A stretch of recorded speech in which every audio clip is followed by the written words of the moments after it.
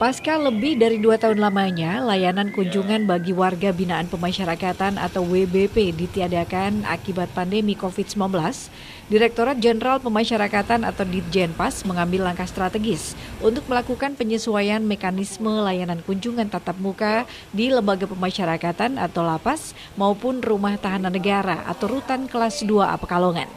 Hal ini sesuai dengan surat edaran Direktur Jenderal Pemasyarakatan nomor PAS 12.HH.01.02 tahun 2022 tentang penyesuaian mekanisme terhadap pelayanan kunjungan secara tatap muka dan pembinaan yang melibatkan pihak luar yang dikeluarkan sebagai dasar pelaksanaan kebijakan. Kepala Rutan Kelas 2A Pekalongan, Anggit Yongki Setiawan membenarkan bahwa sesuai surat edaran Dirjen Pemasyarakatan Kementerian Hukum dan HAM Republik Indonesia, mulai Senin 11 Juli tahanan di Rutan Kelas 2A Pekalongan dapat dikunjungi oleh keluarga secara langsung. Untuk ketentuannya, pihak rutan mengatur jadwal pemberlakuan dengan sistem selang-seling, di mana untuk hari Senin, Rabu, dan Jumat untuk kunjungan bagi tahanan, sementara untuk hari Selasa, Kamis, dan Sabtu untuk kunjungan warga binaan pemasyarakatan.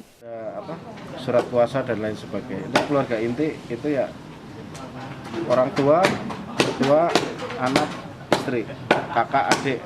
Di luar dari situ untuk sementara masih belum kita perbolehkan sesuai dengan edaran yang berlaku. Secara terpisah, Kalapas Kelas 2A Pekalongan Imam Purwanto menjelaskan, kunjungan tatap muka atau secara offline merupakan pertama kali layanan kunjungan bagi WBP yang dibuka pasca pandemi COVID-19.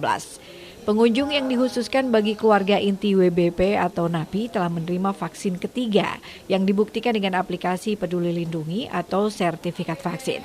Bagi pengunjung yang belum menerima vaksin secara lengkap, wajib menunjukkan rapid atau swab antigen dengan hasil negatif atau surat keterangan tidak dapat menerima vaksin karena alasan kesehatan dari dokter instansi pemerintah. Jadi sesuai dengan arahan Pak Dirjen melalui surat edarannya, jadi kita akan melaksanakan kunjungan mulai hari Senin. Tapi syaratnya memang cukup banyak, diantaranya yang pertama harus keluarga benar, keluarga yang sah, artinya harus ditunjukkan dengan kartu keluarga, kemudian harus sudah vaksin 1, 2, dan 3 booster.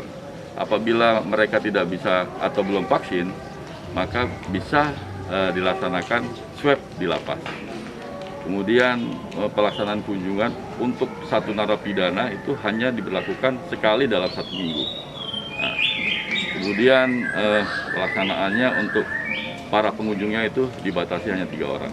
Jadi untuk pertama kali mengawali setelah pandemi COVID, kita melaksanakan kunjungan dengan cara ya tadi yang sudah diberikan oleh Menteri Hukum dan HAM melalui Pak Dirjen dan diarahkan ke setiap wilayah. Irva Febriani, Batik TV melaporkan.